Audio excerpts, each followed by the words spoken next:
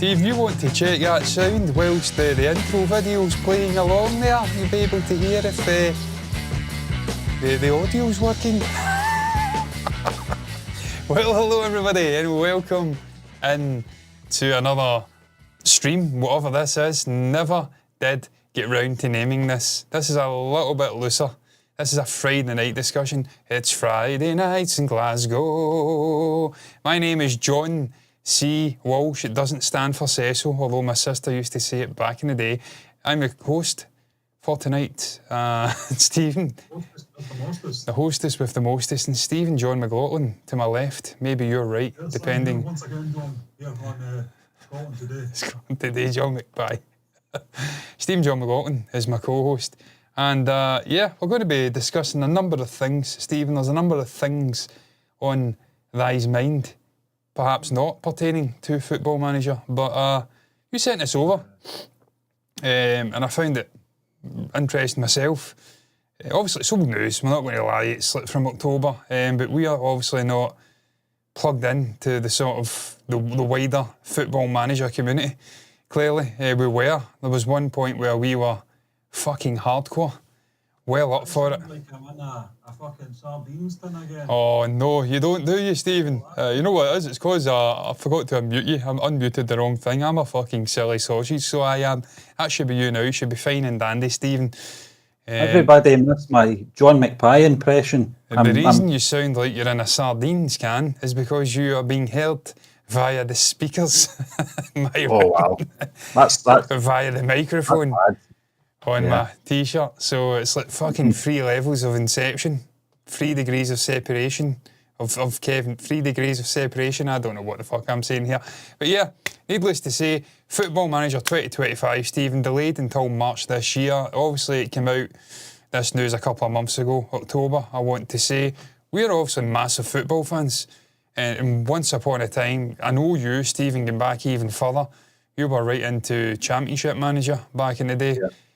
I was further back than that one. Further back than that. I was fucking into it as well. I was playing Championship Manager, early 2000s, late 90s. Also, you had the sort of FIFA variant, FIFA Manager, which used the sort of game engine similar to FIFA at that time, 2003-ish, 4-ish, because Jose Mourinho was all the rage at that point, the special one. Obviously, Rio Ferdinand had his ban because I used to tan him back in the day and call him a big fucking cheating ride. Wasn't much a fan of Rio. Might argue that I'm still not much of a fan of Rio Ferdinand.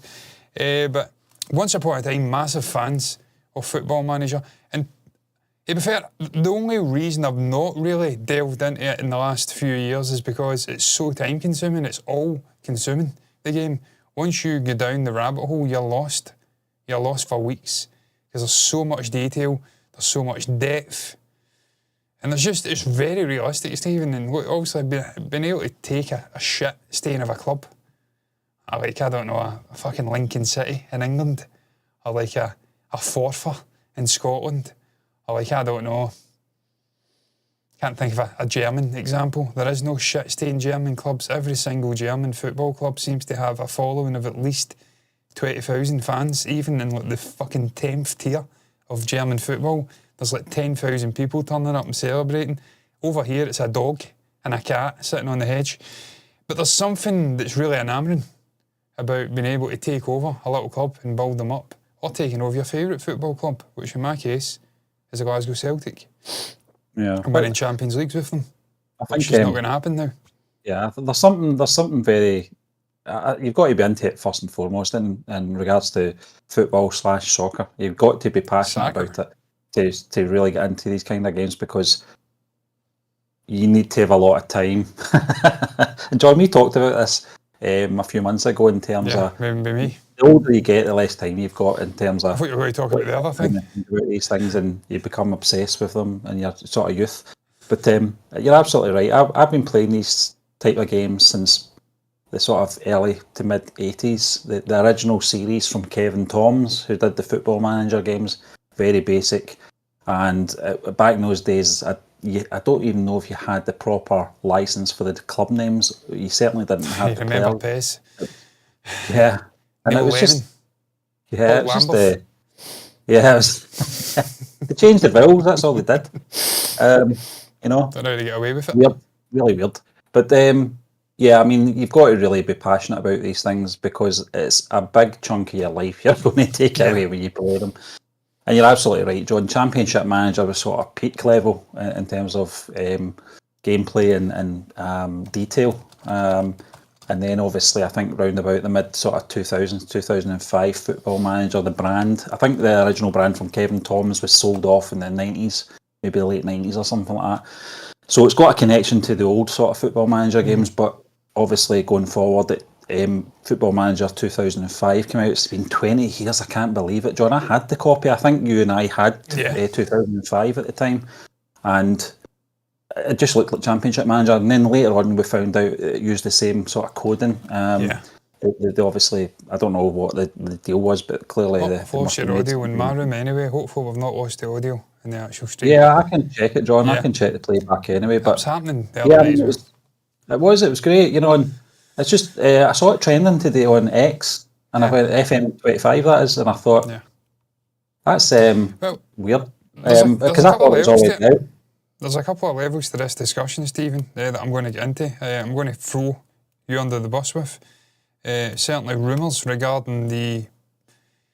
Sounds okay, man. Yeah, is it alright? That's good. It's just my room then. The speakers are acting the fucking twat and not playing you through certain parts, but it always comes back. It's all good.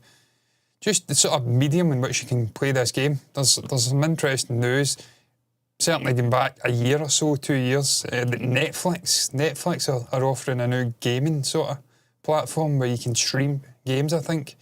And one of the ones they were suggesting may pop up was Football Manager. Obviously not linking into Football Manager in this actual discussion as one-to-one, but is that something you would, just as a sort of little sidetrack, is that something that would intrigue you? Because for me, Netflix is for movies and for TV shows, and it's not a platform that I would ever have any intrigue in playing video games on. And certainly a game like Football Manager, I don't know about you, Stephen, but I'm a traditionalist when it comes to that. I would have to be sitting at a PC with a monitor, completely engrossed. That's not a game I'd have played on a TV. That was one of the sort of parts of the conversation I really wanted to tap into, John, was obviously device-wise. Yeah, and obviously mobile, you mentioned that, didn't you? Yeah, it's, you know, I've played the tablet version of Football Manager and the mobile version. They're not a patch on the PC. They're not a patch at all. I've tried it on the Game Pass as well.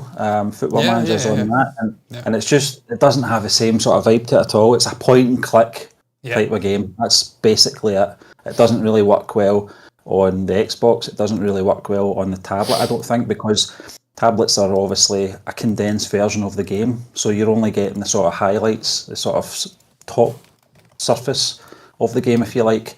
I love the sort of in-depth stuff that you can get in these games, that you can actually manage a player and set his training and stuff like that.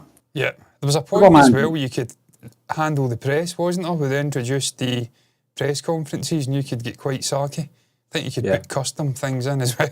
Fuck you, things like that. And that's what Stephen. Stupid question. Ask me that. Stupid, exactly. Christ, that's something that goes back to actual Scottish football roots. Jim. Jim, Ever catch you asking me such a stupid fucking question again? He's trying to attack the guy with a hammer. I mean, this is like 25, 30 years ago. This guy was managing a football club in Scotland. And successfully. Did you hear this one? Oh, that was an all-time classic. Look, as a Celtic fan, obviously, I'm pre-programmed not to love Walter Smith and Rangers because they're my arch rivals, but even I like to go and watch. But I think there's a mutual disdain for journalists, and I'll put that in inverted commas, like Chick Young. And I'm sure there's English equivalents down south, like the likes of fucking Bellend. Used to, and probably does still, but with Sky, I think he famously broke news to a player that he was suspended for a Champions League final in the fucking press conference, like right after the game, interviewing the guy, and the guy was clearly heartbroken, and he's thrusting a mic in his face. I think it's not Jeff Sterling, but it's something that I forget his fucking name. But I think we've all got a disdain for Bellend and journalists like that, and Walter Smith absolutely destroyed him. I think it was surrounding Brian Laudrup and his ability to play in European football. And he says to him, His credibility, yeah. he's like, yeah. he's just played in a European Cup final last year. What the fuck are you talking about? Played in the Euro Championships with Denmark. What are you talking about, son? Shouting on Archie Knox, wasn't it? Yeah. So, yeah. The fact you could do that in the game as well, you could take them down a peg. But Stephen, I don't know about you, but one of my great loves with this game, and it's something I'd have to look into, obviously, with the newer iterations, but it was the lack of licensing and the whole sub-community that sprouted out, where you could go and get all the logos for the leagues, for the teams, all the kits, download fucking million different styles of kits, and really bring the game to life, because there was the limited licenses back in the day, where you'd have the English Premier League, Spanish, La Liga, but then you wouldn't have the SPFL and other leagues, so you had to go in and make It's them individual licensed as well. Players had their own rights. Oliver Kahn was a famous one for Football Manager, the great German keeper. Yeah. And they had to retitle him. I was reading about it earlier on. It was some made-up name they gave him, and it was really good the way they did it, because they named him, I think his first name was Jens. Instead of Oliver. Jens and it was Lehmann. that was his rival, so they deliberately did that to wind him up, because they couldn't get the licence. But you saw it with teams like Marseille, Olympic Marseille. Well, they're doing that in to FC25 now. They've lost the licensing to Serie A teams, and it's clearly AC Milan, but they're not fucking giving them red and black stripes. It's like, what are you doing? It's like a pink home shirt. It's what weird. the fuck is this? It really is weird. Please fucking make it look... I mean, they don't own a monopoly on black and red stripes. You can fucking do something with it unique to make it look like AC Milan. I don't want to play with them now. You're killing me. Probably just being safe, isn't it? Yeah. Just to make sure they don't get. Oh, Steve, we caught. know this also with the website and photos and whatnot. There's certain things you don't touch if you don't want to get sued to within an inch of your life, sued to the fucking void. But Stephen, obviously there is a lot of discussion on the delay. I can understand why they're taking so long and why they're putting, because obviously they put blood and sweat and tears into these games anyway. They're incredibly complicated now. I actually think to the point where certain individuals have played this game and have went on to have a career in football. I think there was one at Celtic, moved down to some team down in England. He started off just an avid fan of Football Manager, scouting and seeing all the different things, and he became an actual professional in football. As like a data analyst or scout. There's been a whole multitude of people. I think as well that AI is going to play a big part in these sort of strategy games. This is the perfect fucking game you're for going it. to buy a player from, say you are a Scottish club and you buy a player from down south, a big name, say, on a big wage. The AI can kick in and start individualising the sort of reactions from your team. And how they respond to that. Yeah. Some will be thrilled that their big names come to the club. Some will be, their noses will be out of joint because the limelight will be on them rather than them. The jealousy factor will come in. Even the wage structure as well will upset players. And this is all real stuff. So I'm all for it. But yeah, it's all the kind of things that I like about football management games. And the only sort of downside to it is I think, a lot of people play these games and they think they can do the job for real. It's a totally different. Yeah. But you get that anyway. You get people who think they know everything about the sport. Why is Celtic not buying Freddie Adu? Oh, fucking hell, we'll get into that team. I've got a list of I've got a list of the 25 wonder kids that had no careers. Freddie Adu actually did have He was decent. He moved about and had a lot of clubs, to be fair to him. There was obviously other guys like Bojan from Barcelona. Fucking played for just about everyone. There's been multiple Scottish ones as well. I mean, if you went back to the 90s, man, Steve Fulton, was it? Christ, he was getting called Roberto Baggio. Turned into a pie man. But Steve, also the engine, they're changing the engine to the Unity engine. I think this may be the same engine that FIFA, maybe your FC25 uses. I'm not 100% certain. So obviously there's been a lot of complex changes made, and this has been over the last couple of years. So they're trying to up the realism, obviously the visual aspects of the game, to bring it in line with other. Because Stephen, I've seen the example in F1, where you've got the F1 official licensed games, you've got sims like Assetto Corso, and off the top of my head I'm blanking on the other ones. There's other ones, fucking Automobilista, and there's another one that people use, I know Max Verstappen drives it. That's neither here nor there though. There's a management F1 game came out a couple of years ago, and it's almost identical to the F1 games. The realism, you're managing the teams, the drivers, the cars, the race, you're a strategist, but visually it looks unbelievable. Like you can sit in Funny, John, you proper say that, presentation mode. A lot of these games, in particular, and just when you mentioned that about the F1 stuff, where it's part sort of play ability and part management. I used to hate that when football manager or football games in general, video games used to try and merge both of them, where you'd have the management side of things, the very detailed management things, but also you play as the team as well. And I used to hate that. I prefer the separation. I'm either one or the other. I'm not a player manager. I'm either the player or the manager. I don't like both. Yeah, I mean, the whole point of a management game is that you are the manager. You're managing the football side. Once they go over the line, they take over, and you can try and influence with shouts and tactical changes, but you're not physically involved in the game. That's the whole point. There's a distinction between a manager and being a player. There's only so much a manager can do once he's relayed his instructions and set out training and whatnot for a week. And that's got to be reflected on the game. I had 2 games in the late 80s that were separate. You'd Emlyn Hughes International Soccer, which was to play the game.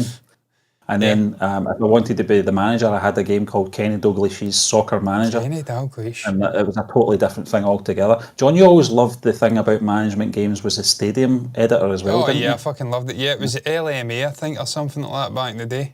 I loved that because it just had accurate 3D. I mean, it didn't reflect in the game, but you had accurate sort of models where you could go in and look, and I was obsessed with it. In fact, you could mix match sort of stands and whatnot and try and do cool looking stadiums. You could upgrade.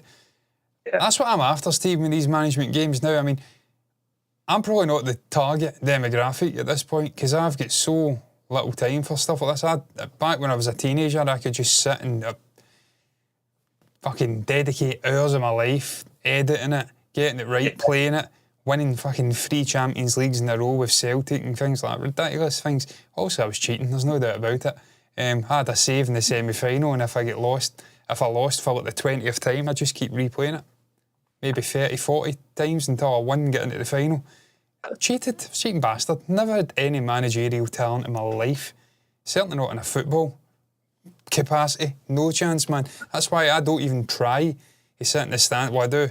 And give out judgment on professionals in real life. Brendan Rodgers done a press conference about a month back where he says he finds it incredibly difficult to keep his mouth shut when people who couldn't manage their way out of a fucking room are trying to pass judgment on him and others like him's ability to do things. And he's an incredibly successful guy in football. People like to take pot shots at him and say he's like the David Brent of football, but guy's hugely successful.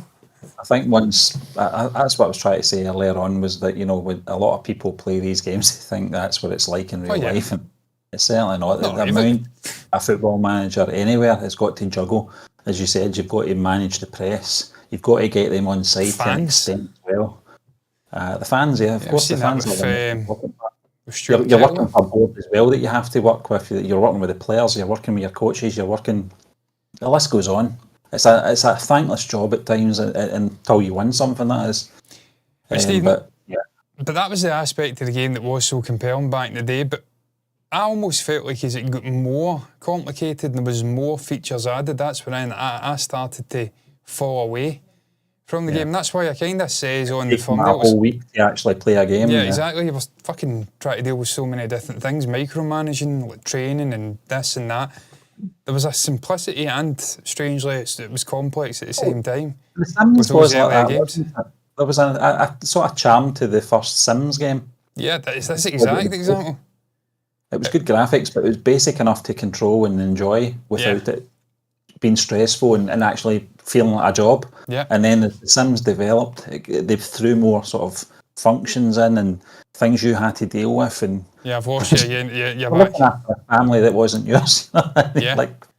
Steve, to the point where last time I played The Sims, I recreated my fucking house. I recreated the dog. I'm like, sitting here watching a virtual version of me doing things and my dog's lying on his back. I'm like, what the fuck am I doing? I can fucking do this myself. I must emphasise before we carry this conversation on any further forward, John, to anyone watching this, we don't do this now. This isn't us now. We're talking about previously when we were younger and we had more time. I certainly don't have the time like yourself, John, to play these games, but the release date they were fantastic games. Yeah, it's a strange one. March. It comes out in March. March is way too late. Yeah, getting back to it's way too late, Stephen. It's just like, as people have said, just carry it over to the next year. Do a minor update in terms of squads and transfers and maybe cosmetic upgrades with badges that have maybe changed, strips. Put that out for this year and just kick it off into the next season. Because by the time this comes out, March, you'll have 2 months, 2.5 months, new season. You're into the post-season and it'll all change again. It'll be out of date. And that's one thing with the F1 games. The actual official F1 games, they're quite late in their release. And sort of the calendar, it's way into the end of the season. And you've got a very limited time to enjoy it. Like this year, Lewis Hamilton's moved to Ferrari, a whole host of drivers are gone. You buy that game when it comes out, you've got 3 months. And then it's all out of date. You feel fucking shortchanged. You can't mod it if you're playing it on like a console. If you're on the PC, it's different, you can mod it. It's always been a bugbear with any game, though, isn't it? That it's going to date very quickly. Certainly ones that are seasonal, and you could play FIFA or whatever it's called, FC 2025, and you'll have the current strips. But if you're playing, perhaps maybe season mode, and you like a career mode, and you want to spend time with the one team, you've got that strip for 10 years. It doesn't make any sense. Sometimes that could be a good thing, though. Some of the fucking honker strips we've had. And I love Adidas, but sometimes they release a cracker and you want to keep it forever. And then the next year you get an absolute shiter of a top and you just don't bother updating it. I don't want, like last year, don't want to see that thing in real life, let alone in a fucking game. But no, Stephen, it's way too late to be releasing a football game. The whole season's gone at that point. I mean, it's done. There's no point. I don't understand the rationale there, but as well, if they're not willing to do the sort of Madden, NFL, FC 25 thing, where they basically tart it up and give you a superficial new game, but it's the updates, the transfers, the kits. If they're not willing to do that, just sit this year out and bring it out all guns blazing for the next season. You can bring it out in May or whatever, even, or maybe not May, probably September. Yeah, August, September, and then it's in line with the season. Manager, you can do that with, because it is a seasonal release. It's not like GTA where you're waiting 12 years for the next, game. And we're all patiently waiting for obviously the next GTA. But I think in terms of Football Manager, you're absolutely right, John. Just give us a patch for the remainder of the season after the January transfer window. When all the players are all settled into their new clubs, and then that'll do. It'll do till July time or June or whenever it may be. Probably June would be a better release, just before the Champions League qualifiers, and it's a fresh game, fresh strips. Players have all moved on and everything's up to date and everyone's happy and everything's hunky-dory. I don't know. I don't really see the reason or any.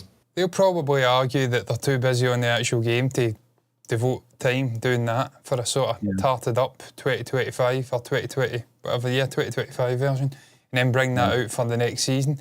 And I understand, Steve, these developers have got a lot of pressures. They're working on a new engine. They've got lots of things they're trying to improve, and they're bringing a sort of new generation of Football Manager to the market. But you've got to. I mean, if it was me, I would just delete it. I think the programmers probably would wish they went back to the old fake names. I think it would make it a lot easier for them. I'm just intrigued to see what the engine's going to be like. Just how much of a graphical jump, because I've certainly looked at Football Manager 24 and it's not phenomenal. It's a million miles away from the top-down stuff we got back in the day. But it's nowhere near like an FC 25 or whatever else is out in terms of football simulation. So there's a big jump could be done, like highlights, close-ups, changing cameras, presentation, having proper commentators. This is all things that add a level of detail that envelops you in it. Not even FC 25. I fucking hate that it's the same two commentators all the time, and it's the same. You'll have like ex-women football pundits speaking on a German football game. They're clearly English. They don't have a fucking clue Is about that, German is football. that the female commentator that sounds like Jodie Whittaker? Yeah, I think it's Alex Scott or something. I think that's what her name is. Yeah. I think Sounds they like use her. Doctor Who. Yeah. That's probably It's it. like that kind of, it's like a northern accent, isn't it? Yeah. Yeah. But if you were to take... It sounds like a place she said in the German league. It doesn't make any sense. Yeah, but I mean, you could use, even for like English speaking, you could have all the different... I mean, I know it would cost a fortune. You'd have to bring these people in and you'd have to pay them, but all the different sort of commentators for different markets who are involved in the Bundesliga, League One, English Premier League, Scottish stuff, you could have these guys come in and then it adds like a presentational... Or you could just get detail. Alan Partridge. You could, yes. That is a goal. Strike it. And another. But Steve, we'll bring this up, man, just briefly, just to prove, look, whilst the game was incredibly detailed and obviously it's got a cult following and it's renowned for maybe picking out future superstars, there is the odd occasion where they drop an absolute fucking lemon. And in this case, 25 lemons. Now, whether these are justified or not is neither here nor there. We're going to go through them. I'm going to ask you quite simply, do you know who the fuck Bernd Bajner is? Because I've got to tell you, Dortmund have been a melting pot for talent over the years. If it's not German talent or Hungarian talent, it's identifying young English talent, bringing them over, giving them a platform, i.e. Jude Bellingham, Jadon Sancho. There's been a couple others, I'm sure. I've never heard of this guy in my life, and I know the Hungarian football team has been pretty fucking good over the last 10 years or so.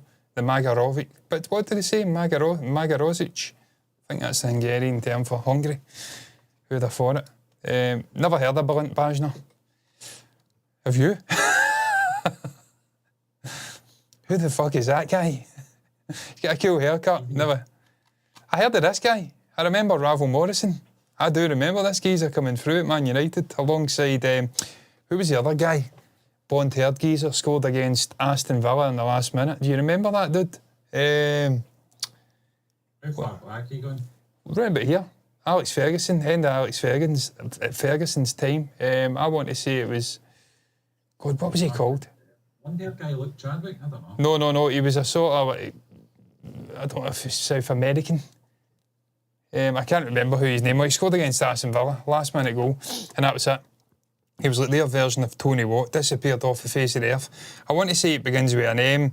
I'm going to search this up. Last minute, Man United, goal, Aston Villa. It's got to come up. Who scored it? It was, wait for it. Are we going to fucking get it? We're not. Bastard. Doesn't matter. Martin Tyler outed himself as a Man United fan during it though, because he was screaming his little head off, as he did on various occasions. Josh McEachran. I've heard of Josh McEachran. Again, not a wonder kid. Didn't turn out to be the second coming of Messi or Cristiano Ronaldo, but he's had a fucking reasonable career. I mean, sometimes you find your place in football, and Tony Watt is the example. I'm sure in like 2011 or 12, he'd have been prospects off the charts, huge potential, because he scored against Barcelona and he was coming through and he was a precocious talent. This guy's just been everywhere and not really achieved any sort of success after Celtic. He's an example of how it's incredibly difficult. He's a subscriber to their channel. Sorry? He's a subscriber to Tony Watt, yeah, Watt on film or what was it? The name of his channel, he's changed it again, he's doing vlogging now. What to watch, yeah. Now he's doing like the sort of, fucking hell, what's he called? Why am I blanking on his name? Goalkeeper. Played for Man United. Played for various other. The cycling goalkeeper. Can't remember his name. Shocking. Got a podcast now. He had a great channel. Used to vlog the process of being a footballer. Going to the hotel, the pre-match meals, travelling to the stadium, had a GoPro. Tony Watt tried to copy him, and it was fucking terrible, because he could barely speak English. Adrian, never heard of him. Never heard of this guy in my life. But he did come through at Leeds. He played for Leeds and Leeds. Leeds were a basket case of a club back then, let's be honest. Some might say they still are. Yaya Sanogo. Again... I remember him vaguely because I'm an Arsenal man. I do like the Arsenal. It does ring a bell, but yeah, he didn't have a fucking... But I mean, Steve, this is harsh as fuck on these young guys, because let's be honest, there's been players who were superstars. You think of Radamel Falcao, for instance. He was an unbelievable player. Uruguayan international, I want to say a Paraguayan, I may have butchered that. He was at Atletico Madrid scoring goals every week, winning fucking cups for them. Then he went to Man United and completely flopped.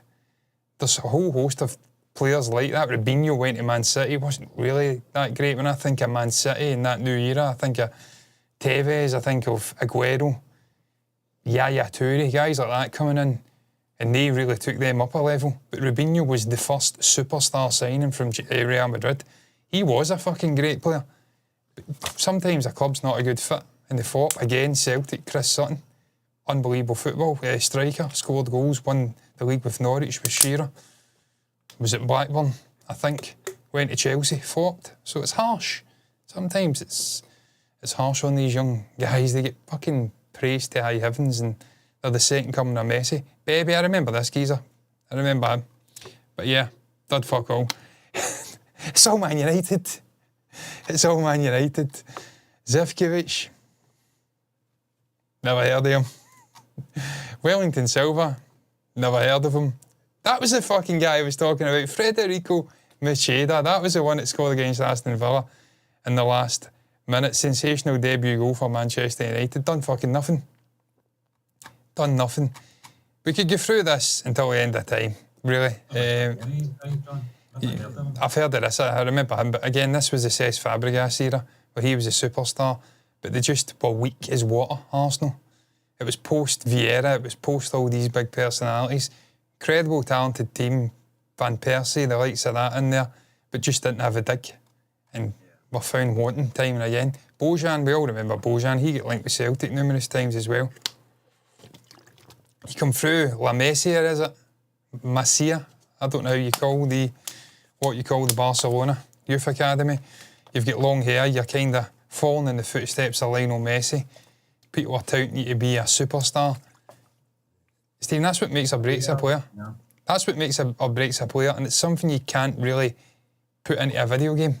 No matter how complex it is, if it's database driven like a Football Manager, you can't put in the sort of intangibles, or the intangibles, if that's the right word, the mentality. Some players have got all the ability in the world, but they just haven't got the mentality, and they get found wanting as they sort of make their way in the game. And he's an example, played for fucking Stoke. What the fuck? AC Milan, Roma. How did they even go, those clubs? How does Stoke City sit beside AC Milan in any shape or form? It's an absolute shambles. Kellon, I remember Kellon. Yeah, I remember this geezer, Brazilian guy. Yeah, remember him. Did nothing though. I thought that was going to be Michael Kadlich. I remember him very well back in the day. But yeah, surely you remember Robertson, Stephen. I remember he played in France. Played for Bordeaux, I think, did he not? He may have done, yeah. He may have done. Yeah, he did. I think he left him and went to Bordeaux. Yeah. Yeah. I only know that through FIFA. Did he play for Newcastle? Yeah, no interest in football in that sense. Yeah. Don't know who this fucking guy is. I remember Akin 5. I think it's fucking harsh putting Akin 5 on here. He was a fucking good keeper. Jesus. What's that? John Fleck, yes. We all remember John Fleck, believe me.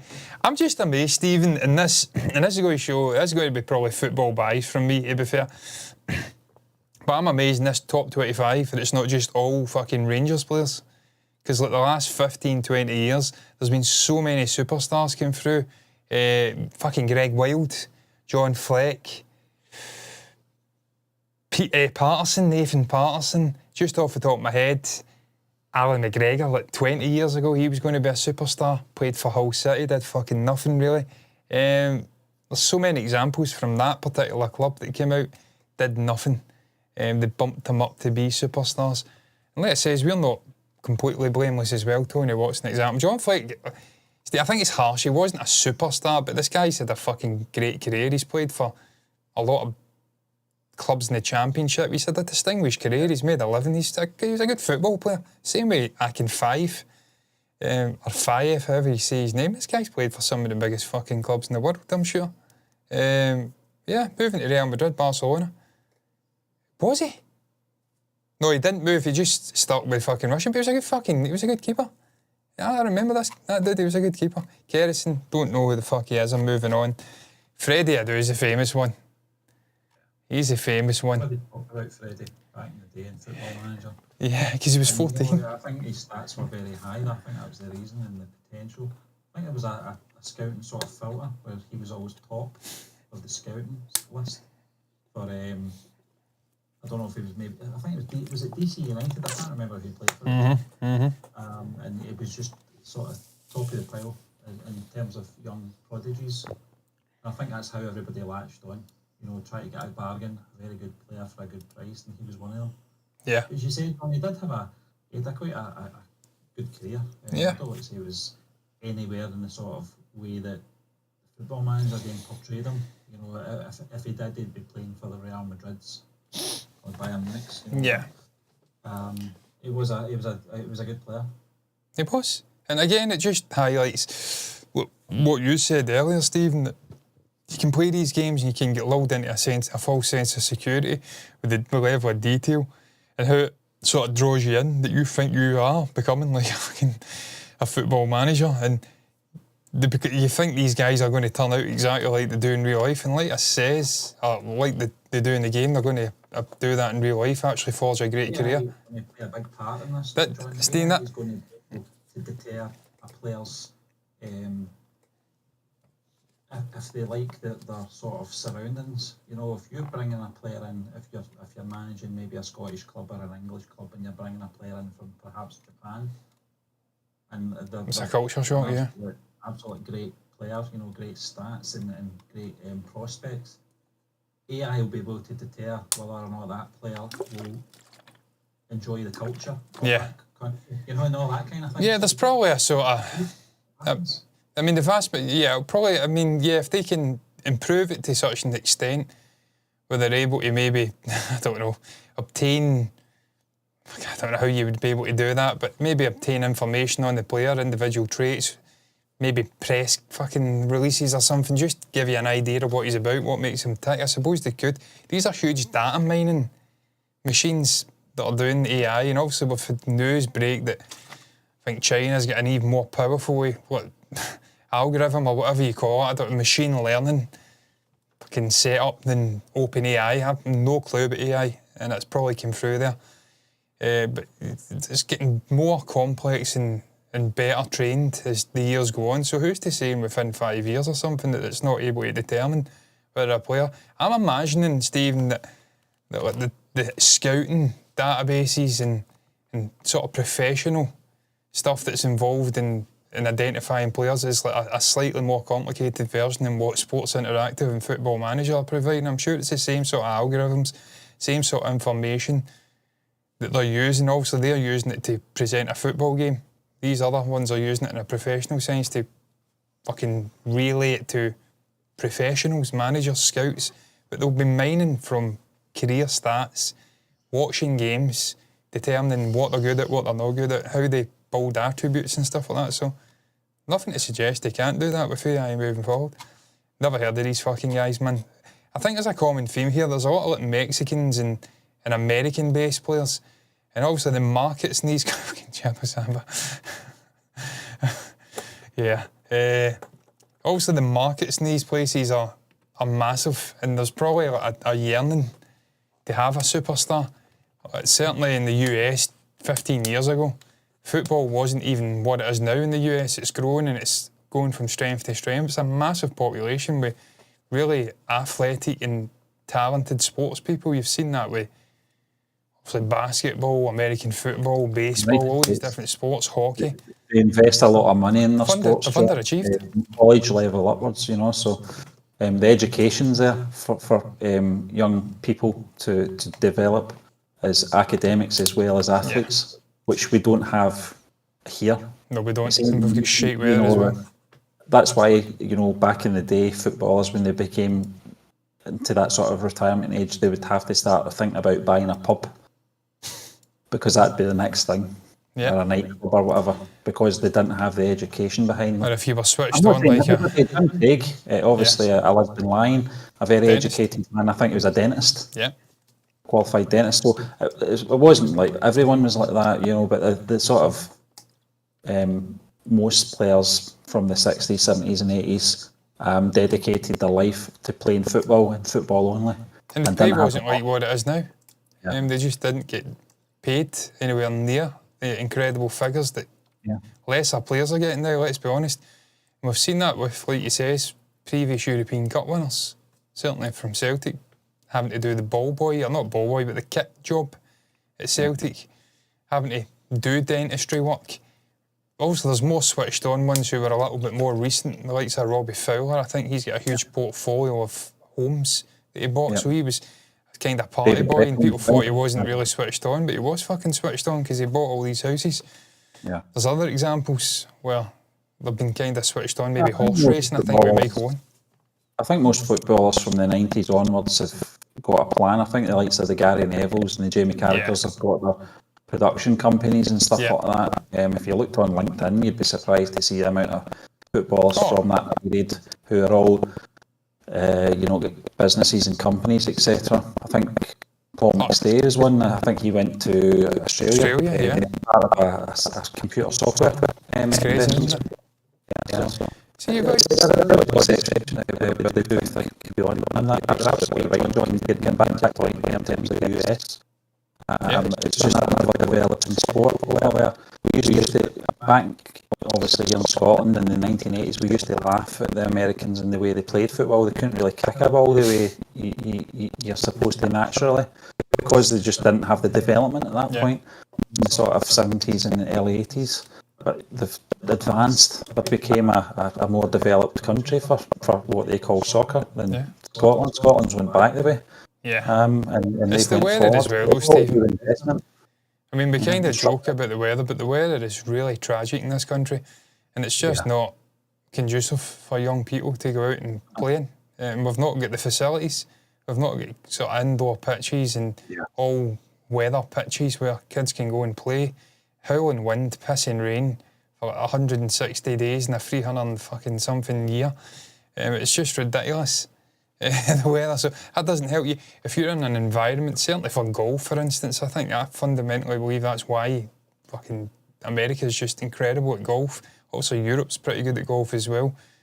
But the environments they're in, it's so much warmer and drier. It's just better. You want to go out and play sports. You want to be outside. If you fucking grew up in California, you're going to be far more athletic and want to be outside all the time as opposed to staying in the west of Scotland. It's just reality. Your joints as well, yeah. Of course, yeah. But obviously, with Freddie doing guys like that, I think that's why they bumped him up, because they genuinely wanted these guys to be superstars. They were desperate for a sort of star of their own. They've also been looking over to Europe and seeing, like you said, David Beckham back in the day, bringing them over. Bex is another one, by the way. There's that bleed over from reality, from sort of game playing and reality, when these players become household names through video games. That when you go into message boards for football fans from all clubs are saying, we need to fucking sign him, he's amazing, and they're basing it off a computer game. Mm-hmm. I used to see it all the time. I'm guilty of it as well, Stephen. I'm guilty of it. When we get linked to a player, first thing I do is go to the FM database, or like fucking FIFA. Whatever the hell it's called now, I don't know what they call it now, but it was like, there's a website you can go to and it gives you the rating of the player. And I kind of use that as frame, even though I know for a fact it's flawed, because they're so sort of biased towards the bigger leagues. There's teams, I'm no doubt we've experienced it this week as Celtic fans. We've seen our team get absolutely destroyed, let's be honest, with Aston Villa. We've done well to come back, make a game of it, but they're just far better. They're more athletic, bigger, stronger, better players. They've got more money. So I understand it's reality, these teams are better, but there's a heavy bias to the sort of top 5 leagues, and sometimes they underplay how good teams and players are in lesser leagues. So I don't know why I do it, because I know that it's a flawed sort of thing to do, to go and check a rating, but it's kind of ingrained. You're like, fuck, I need to go and check that. So, and again, it's probably because I played Football Manager back in the day. But I digress. Shall we move on, Stephen, to the next topic? Needless to say, it's a Before we strange... do, though, John, Yeah. before we do, I think it's just in terms of Football Manager when it does come out, it's something that we're going to do with obviously an upcoming book interview, and we're going to be reviewing that book. We don't want to say too much about it just now because we're still in talks, but it wouldn't be a bad idea to maybe review games as well on the channel, I think, because we cover all. It's all entertainment, so give me an opportunity to actually maybe play the games. In March we could play it and review it Yes. and see what we think. Yeah, absolutely. I'd be game for that, getting back into it. Obviously, I wouldn't have the time to edit every single fucking club in Scotland and give them a badge, so hopefully they've sorted that out. It's been a while. I'd like to think they have, that we've came a long way. Obviously, there was licensing issues back in the day, but Sports Interactive have become a much bigger company now, to the point where they're able to buy off sort of hackers who are able to go in and get keys and obviously hack the game and give it away for free. They actually pay them, I'm sure, not to hack the game. So they're fucking clearly doing well. So surely they'll be funneling some of that money into sort of licensing. But Stephen, I think you did put that question in the chat when you were kind of suggesting this. Is it something that we would be interested in playing at some point? And well, certainly the mobile version. I'd like to see how that's sort of stacking up in terms of in comparison to like the more powerful PC, if they kind of bridged that gap, because I know for a fact I played that, and that was more akin to Championship Manager in the 90s, early 2000s, really simplified. You just went in, very basic tactical stuff. It was just straight to the, cutting to the chase, straight to the games. Yeah, Quick fire. I remember the mobile free game because it's full ads and it's a Jose Mourinho promoted one. I can't even remember what it's called. It came out maybe Yeah, I about a remember that. decade. Yeah, I know what you're talking about. Yeah.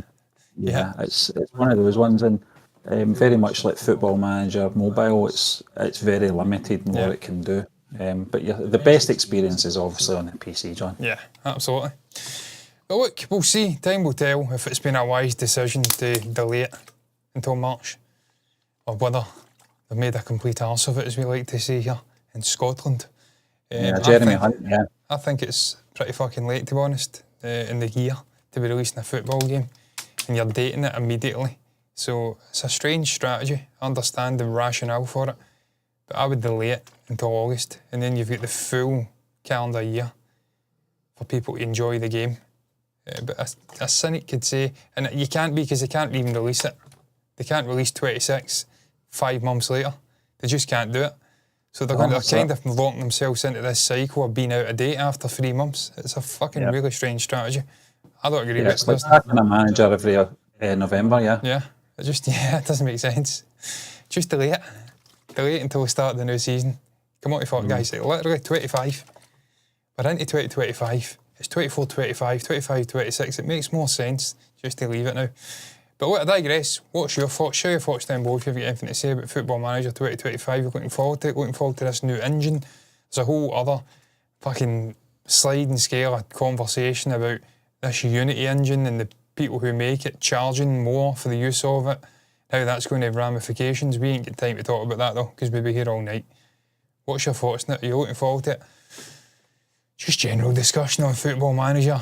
Share it down below in the comment section if you've got anything to say. Moving on though, Stephen, second topic, probably the final topic. We could go off in a fucking rabbit hole about so many things. I know this is meant to be a little bit more free flowing, and I think it has been. Even though we've structured it to Football Manager, we went everywhere there.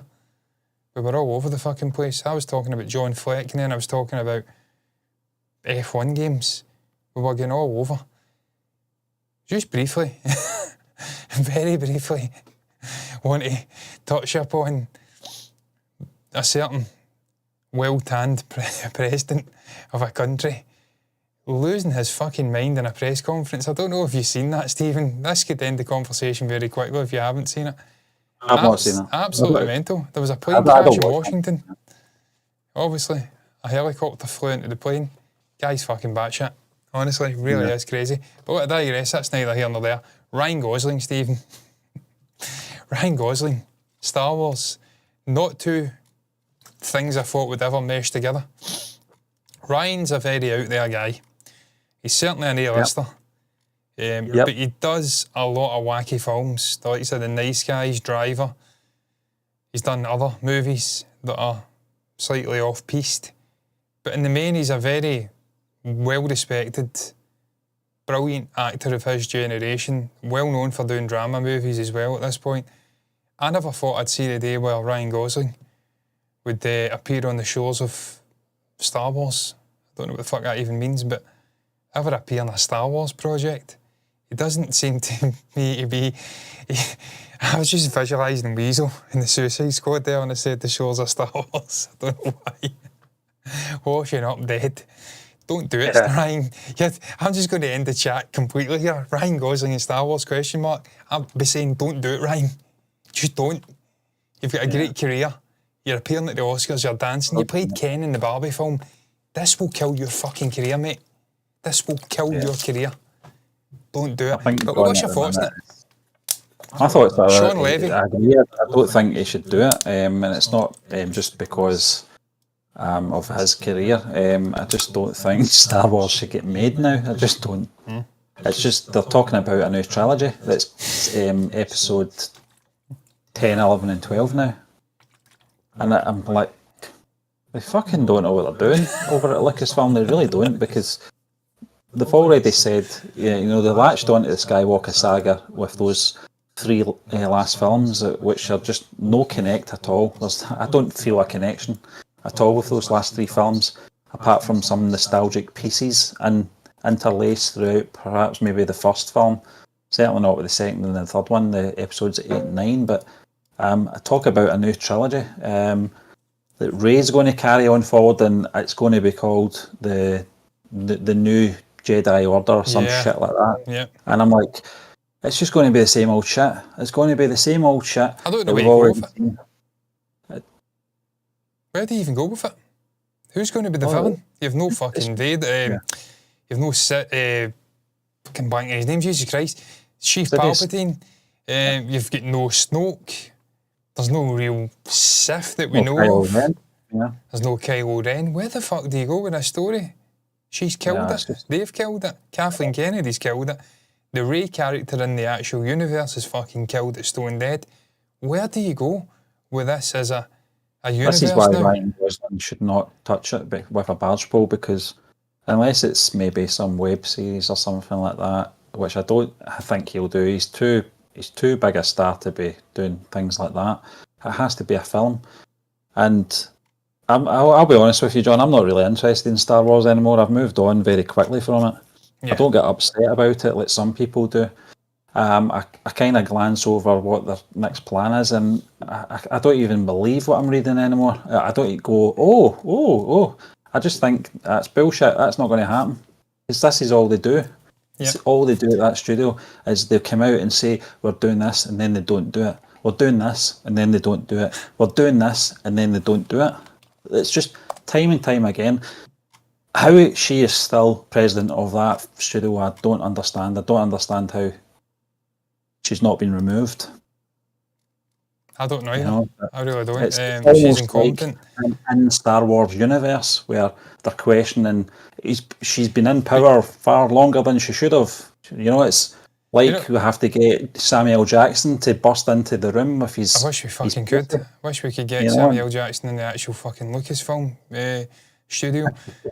Or offices, kid, just possessed by the spirit of Mace Windu after he was catapulted out that room by Sidious. In the name of the Galactic Senate, You're under arrest. We are not here. Bang. Fuck off.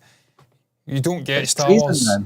But Stephen, that's a whole other thing. Look, even George was fucking guilty of this. I mean, that was a whole thing I watched. George killed that scene. That used to eat me up watching that scene. You've got Mace, one of the most powerful, sort of morally ambiguous characters in Star Wars history, flanked by, I think, 3 other Jedi Masters. These are guys that are on the fucking council, and Sidious just takes them down, bang, bang, bang, they're gone. It was a fucking shambles. To show how powerful he was, but I think there was an alternate. There was an alternate version though, Stephen, where I think your man, who I forget his name, did a lot of the stunt choreography for the English guy.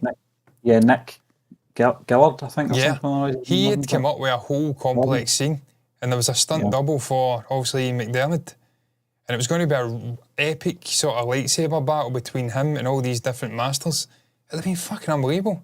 And George changed it at the last moment and was adamant Ian McDermott had to do it. He was an older guy at that point. Even fucking, I know he's older now, but it just killed it. Killed the scene dead. So they've been fucking Star Wars up for a long time now. Let's be honest, Stephen George, we can be guilty of nostalgia and hazy eyes looking back and, George was, I wish we still had George in control. George was making a pig's ear of Star Wars 20 years ago. One thing about George's sort of Star Wars films, at least they had a plan. Yeah. They might have not been well executed at times, but there was still a storyline there, that they can work off of. Whereas the last three didn't have a storyline. All they did, the Force Awakens was just a rip-off version of A New Hope. The Last Jedi was... Ryan Johnson says he wants to make a Star Wars film that's never been made, and he was taking elements from Return of the Jedi and Empire Strikes Back. It was just, scene for scene. Yeah. The throne room with Palpatine in Return of the Jedi was replicated with Snoke in his throne room. But not as good. It was nonsense. It was just rubbish. And then The Rise of Skywalker was just a patch-up job to finish off the trilogy. There's just a complete lack of direction in Star Wars now, and there has been for the last Lord knows how many years. You can get a couple of comments. Aztec Meta says, I love a Scouse accent, but not the team. Well, mate, I hate to be the person that corrects people, but we are from Glasgow, sadly, not Liverpool. So you don't need to worry about hating the team, because I fucking hate Liverpool as well. So it's all good, don't worry about it.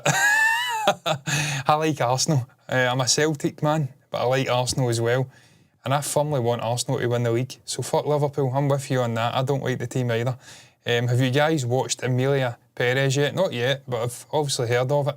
13 nominations at the Academy Awards. It's a Zoe Saldana film. Is it? Yeah, I just know it's been nominated for 13 Academy Awards. I don't actually know anything about it. Yeah.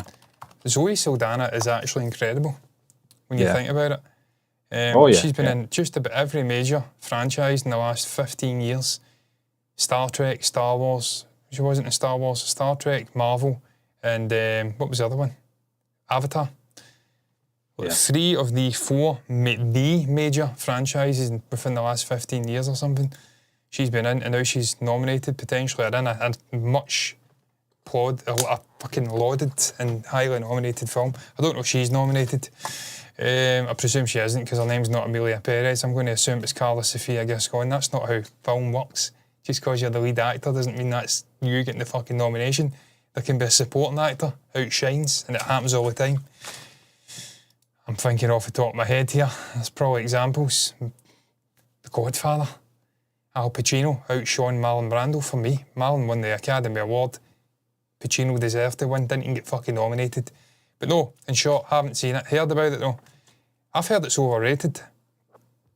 I've heard it's way overrated. It's not as good as people are making it out to be. Very average rated on IMDb, John, 5.8. Yeah, they're saying it's not deserving of the amount of Academy Awards that it's received. But I ain't seen it, so I can't say. No, that's it. This is the time of the year where I like to get down rabbit holes with these kind of films. But no, Stephen, obviously, I was kind of laughing at this because we're sitting here talking about this, and you're talking about you can't trust anything that gets announced because they announce it and nothing happens. I'm literally looking at Sean Levy's fucking filmography, albeit as a producer. I presume he's a director in this. It's not even on his filmography as an upcoming thing. It's not even on his filmography as an upcoming project as a director. What? I mean, I thought he's the guy who's involved with filmmaker Levy, currently in development, reported in November 8th, 2022. Is this the same thing? It is. To be directed by Deadpool and Wolverine filmmaker Sean Levy, Ryan Gosling is in negotiations to start in an untitled Star Wars. It's not even in the filmography. It's not even shown as an upcoming project.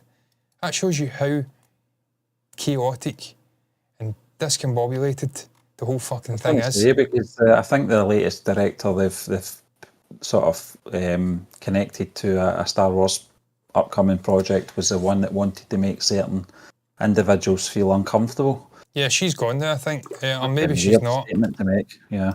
She may still be the one directing the Rey Skywalker New Jedi Order or whatever the fuck it is. I'll not be watching that. I'm sorry, I'm just flat out beyond funding filmmakers like that who want to be divisive and bigoted against half the population. It's just fucking pathetic. You've got to art's meant to be a unifying thing. Film, music. The Beatles were singing this 60 years ago, 50 years ago. Love is all you need. It's meant to be a unifying thing. It's meant to bring people together, regardless of creed, culture, ethnicity, whatever, religion. It brings everyone together, unifies you. That's why I love football as a sport. I think it's the global sport because it unifies everybody. I can celebrate a goal and I'm hugging a Sikh. Next week I'm hugging a fucking Chinese guy. I'm hugging a Scottish guy. We're all there, singing from the same hymn sheet, watching, and we've got a one sort of love that unifies us. That's what art's supposed to be. It's meant to be a unifying thing. And to have these fucking clowns coming out before it's even in production and saying, I understand it was for a previous film, but she's said this in the past, and that immediately is a red herring. I like to make men sweat when they're watching films. What the fuck does that even mean? Just make a good film. Weird thing to say. Really weird thing. And the fact that Kathleen Kennedy's hired her and thinks she's the correct director for an already divisive character coming out of a divisive trilogy, it shows you how unconnected they are to this sort of fandom. She's out of touch. She really is out of touch. It's Stephen Filoni as well. Dave Filoni's the same. He's becoming the same sort of divisive, out of touch figure as well, to the point where I don't even want him taking charge if she leaves. I'd want Favreau. I think Favreau's the guy now. He's the sort of fire for Star Wars. If you're dead set and going forward with Star Wars and releasing things, and I don't think you should. He was involved in The Mandalorian when it was really good. Filoni gets a certain period of Star Wars, and it's the period he self-created, really. He built his own empire, if you like, with the Clone War period via George Lucas. And that's where he thrives, and that's where his comfort zone is. Yeah. With Favreau, you're getting someone who is an actor, a producer and director of some massive films. He's got the experience, he's got the range as well, and he's got a certain style when it comes to certain productions as well. It's no coincidence, with Favreau, Filoni obviously as well, but Favreau's presence on the likes of the Mandalorian and the Book of Boba Fett and these web series that have had some success is obviously connected to the Mandalorian film they're talking about with, is it James Mangold? Yeah, I think so, yeah. Oh, he was involved. Yeah, I think it is him, yeah. Yeah, I'm not even sure if that's still going ahead or not. It's been very quiet. There's not been a lot of news about it. I'm not sure anything's going ahead at this point. I think the only thing it will go ahead is probably the Mandalorian and Grogu film. I think Mangold's doing a sort of another thing. It may be a prequel. Yeah, obviously I think that's Filoni. We're getting the two second seasons of Ahsoka and what's it called? The Rogue One spin-off. Yeah, Andor. Yeah. Andor, yeah. That's the one I'm looking forward to, Steve. Yeah. I genuinely think that's the future for Star Wars. These grittier stories with different sort of unheroic, for lack of a better term, because I think Cassian is heroic, because he's sacrificed on, obviously, blanking on the name of that fucking planet. Terrible. Why am I blanking the name of the tropical planet? Jesus Christ. Can't think yet. It's totally left my mind. Yeah. Well, obviously they get the plans for the Death Star and get them out. His sacrifice with Jin is heroic. That is the sort of embodiment of heroism. Little guy fought against the tyranny on a ground level, boots to ground sort of level, overcomes and almost sees about the destruction. Because even though it's like Skywalker using the Force and all of this, it's the little man that's helped that. It's a chain reaction. But it's these more sort of unconventional characters. I think that's where the future lies for Star Wars. We need to get away from the big epic lightsaber things because they just can't do it right. They just cannot do it right now. Even the battles. Star Wars was always a franchise that backed itself into corners, and it takes a very talented and brave director to handle a character like Luke Skywalker. Certainly J.J. Abrams wasn't. He was a shite bag, yeah. Ryan Johnson wasn't it. Trevorrow, we will never know. He had some good ideas, but whether or not he had enough pedigree to sort of execute his ideas, I'm not really sure. Did he do the final Jurassic World film? Yeah. I can't remember if he did the final Jurassic World film. Another one he did? He did the first one, and then it was the Catalonian guy who did the second one. Right, yeah. And then I think he may have come back and did the third one. But he proved himself with that first Jurassic World film to be more than capable of handling the pressure. A big franchise film. It made over $1 billion. It revamped it, and he didn't shy away. I think he had some of the... I mean, I would have preferred to have seen someone like a Peter Jackson or a Guillermo del Toro handle a trilogy, rather than J.J. Abrams. And I've liked a lot of J.J. Abrams' work in the past. The Star Trek films were really good, but he has got previous of he's good at setting things up, but he's not good at executing and sticking the landing. And he's littered that throughout his career. Lost was the classic example. Mission Impossible. It just sort of went, pardon the phrase, tits up. I just lost the plot. We lost. I gave up. We lost very quickly. I couldn't be asked for that. It's too convoluted. Not for me.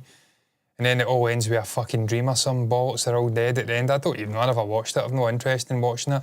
I'm not wasting 6 years of my life for shite like that.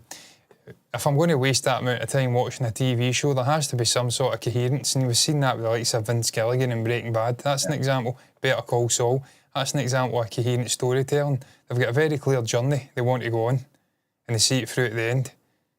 I'm not having this. You lose steam and then you just make up fucking bollocks for the sake of it. I mean, I say obviously Peter Jackson, but Peter Jackson had source material to work with. Villeneuve had source material to work with in terms of Dune.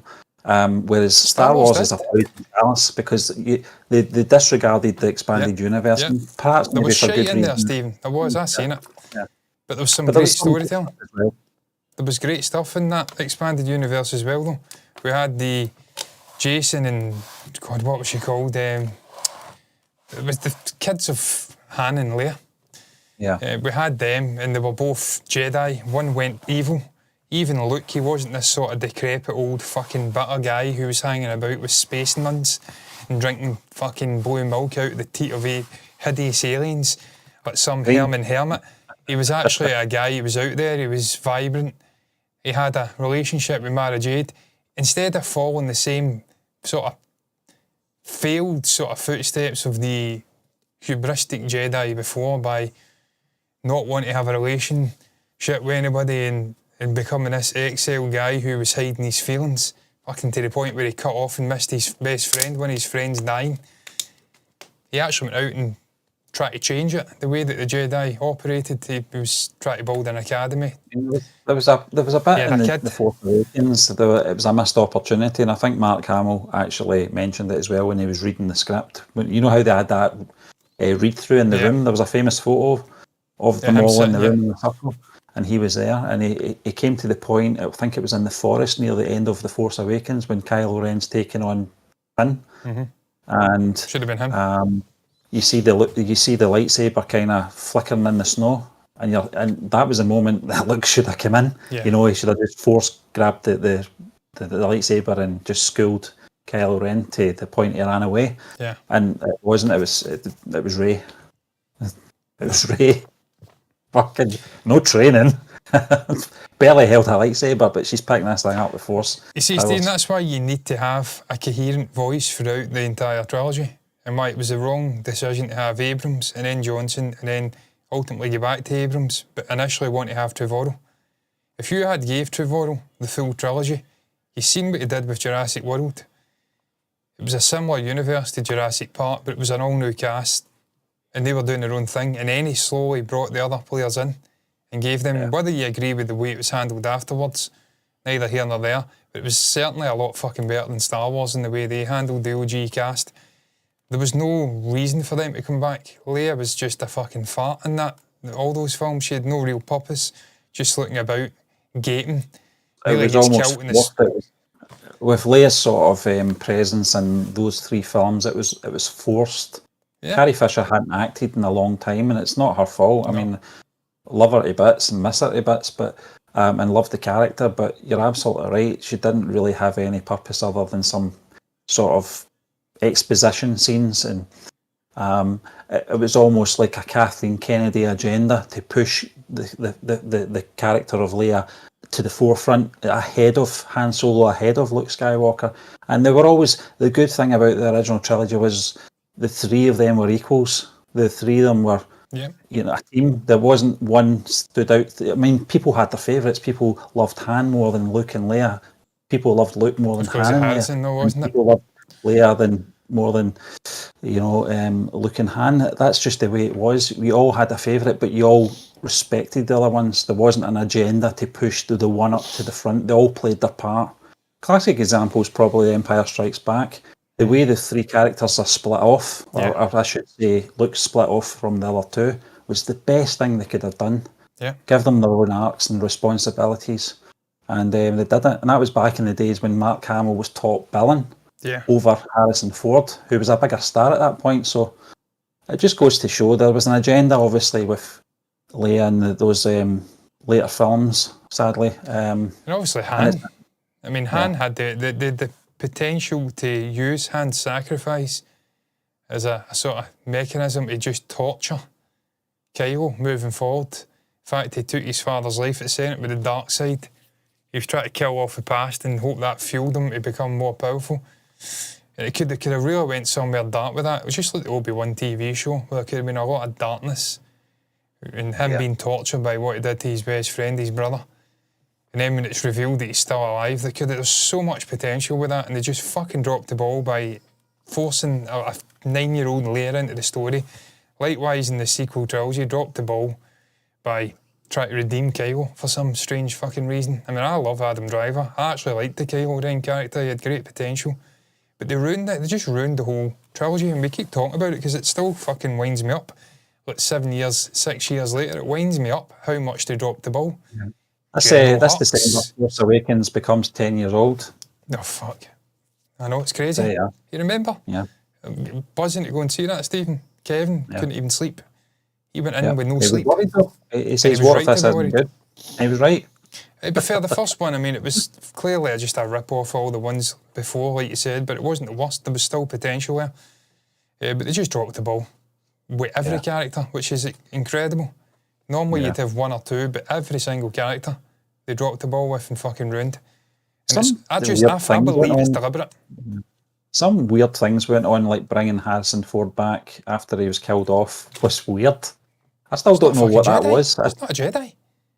What was he? Was he just a figment of his imagination? Was he a ghost? I don't know what. Maybe Qui-Gon Jinn tapped into his essence as he was sacrificing, and I have fucking no idea.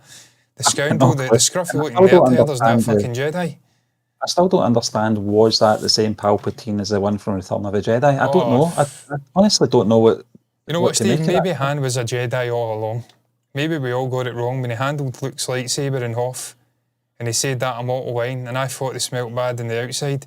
Maybe that was him showing some talent with the lightsaber and the Force. Maybe he just hid it within. Yeah. And then when we get to the sequel trilogy, he's actually a fucking Jedi after all. Yeah, Finn, exactly. Another character.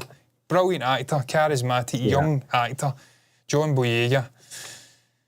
And look, man, he even ticks the diversity box if that's what you want to get down. I don't think that matters personally. He's just a great actor. Brilliant guy off the screen. Had so much potential, that character. You obviously jump over from being a stormtrooper, being behind enemy lines, to actually becoming a hero and becoming a Jedi. And he's still young enough. We could have been going forward with him into multiple movies. I believe they picked the wrong lead actor. No harm to Daisy Ridley. Great person, it seems, away from the camera. Not a great actor, though. Nowhere near John Boyega or Oscar Isaac's level or Adam Driver's level. Wasn't it? What's that? I think The Force Awakens was our first feature film. Yeah. I think it was only Boyega's second or third. So there's no excuses. He's just a better actor. It was a really interesting character. And again, they fucking killed it. So, long story short to say that Ryan Gosling, wonderful actor, love the guy, genuinely fucking love him. He's hilarious. The guy just oozes charisma, personality. Every time he's on the screen, he bounces off at everybody, be it Russell Crowe, Will Ferrell, anybody. He makes other people look good. And he himself is excellent. Yeah. Sean Levy, unbelievable director, man. He's done some brilliant stuff in recent years, the likes of, obviously, the Deadpool Wolverine. I've really enjoyed that film. I know people are trying to sort of whitewash that now and say it's not that great. I personally fucking liked it. He worked in Stranger Things. He's done so many interesting things. He's done some shit shows as well. Let's not get fucking, like, glaze him too much. But Free Guy was a pretty good film. He's got potential. There is potential with him. Arrival, he worked as a producer before obviously Villeneuve. Yeah. There's potential with those two, but ultimately, I just don't want to see another Star Wars film. I just don't think we need it. We need to break from Star Wars films moving forward. There needs to be a decade and nothing. Let it fucking burn. Yeah, I think it's well done. I think a classic example is Benicio del Toro, who we were all excited about coming into The Last Jedi and wondering what character, and he was just an absolute gimp of a character. An actor like that, with that calibre, and utilise him for some absolute gimp of a character was an absolute travesty. And I think that's the story went nowhere. From it. I think Ryan Gosling would have to go, you know, I have to be careful, you know, with getting into this franchise, because as you said earlier, John, it could be the making of the end of his career if it's the wrong film he chooses and the wrong character, because it's a poison chalice just now. Anybody that watched Sicario with Benicio and the journey he went on in that film, to see how they utilised him, people were saying he could be thrown. He becomes a fucking joking druggy guy with a stutter. It's like, what are you doing? That just typified that whole film. Can't obey. Shite. Rubbish. So I don't want to see it. As much as I love Ryan Gosling as an actor, it would be suicide for his career. Don't touch it, man. Yeah. And it's the last thing I want to see Taika touching now as well. I hope he's just cut ties with it, because he's had a couple of ropey films. The last thing he needs is a fucking horrendous Star Wars film on his filmography, because he could go the wrong way. So I want to see Taika getting back to doing what he does best as well. Just kill it, man. It was like Kylo Ren said, kill the past. Or forget the past, kill it if you need to. Forget Star Wars, kill it if you need to. Don't do any more damage. It was an unbelievable franchise when I was a kid. It had an aura. I keep saying this. It had an aura about it.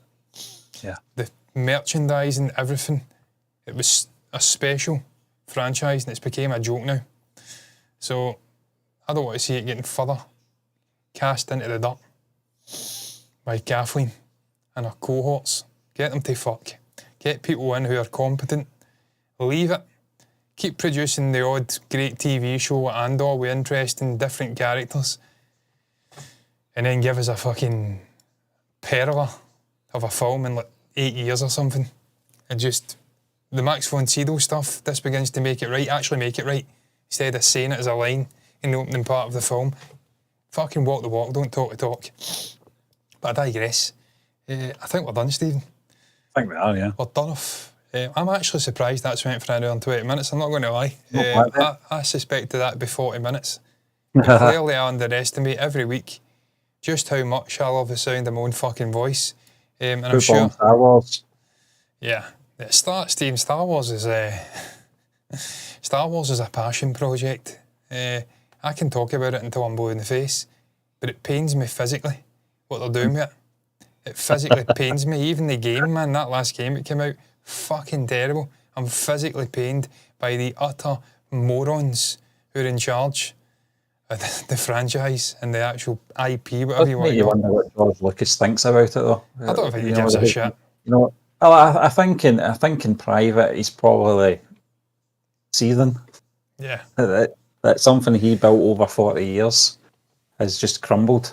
It's absolutely fucking crumbled. But then there's the opposite viewpoint, in that more people are just of the opinion now that it's expensive fan fiction and that none of it fucking matters, and they just wipe it out their brains and actually watch the proper Star Wars films that he did, and that's it. So he's basically got billions of pounds or dollars, called them white slavers, I think, or slavers. Basically criticised them, called them fuckers, for lack of a better word. Slavers, that's what he called them. I mean, it doesn't get any more cutting than that. It was his words, not mine. You can't sue me, bitches. And people are now laughing at what they did with the IP, and they're just going back to his movies. So he's won, no matter what. Guy's won. A winner, chicken dinner. A winner, chicken dinner. What is your thoughts, though, on Star Wars? What's your thoughts on Ryan Gosling and Sean Levy? If I've been saying that name right, I get the feeling I haven't.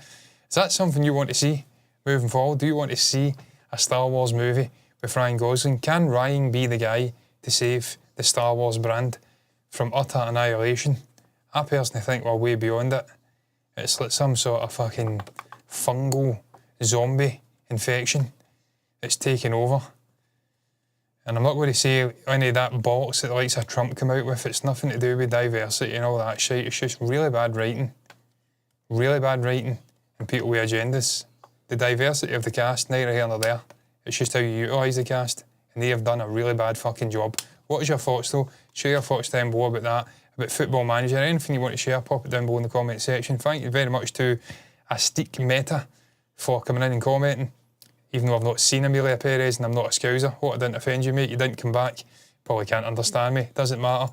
Like the video if you've enjoyed it. Subscribe to the channel. Hit the bell icon to get notifications straight to your eyes on YouTube. Follow button, notifications button over on Twitch for the exact same content on that platform. I don't know why you do it, but fair play if you do. I'm on Twitch. I just don't watch us because that'd be fucking weird. What's left to be said is until the next time, thank you for watching us. Bye-bye.